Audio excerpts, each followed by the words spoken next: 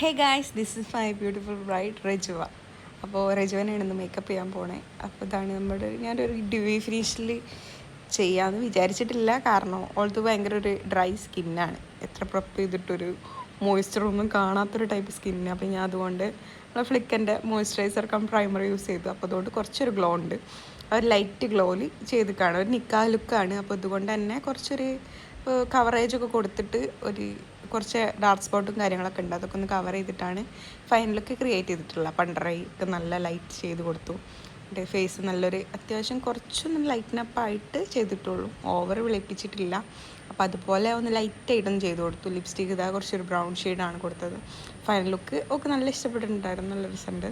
ചെറിയൊരു Dewey finish അത്രയ്ക്ക് sweaty ആയിട്ടുള്ള പേഴ്സൺ അല്ലാത്തതുകൊണ്ട് തന്നെ എങ്ങനെയാണ് ഫൈനൽ കൊടുത്തത്.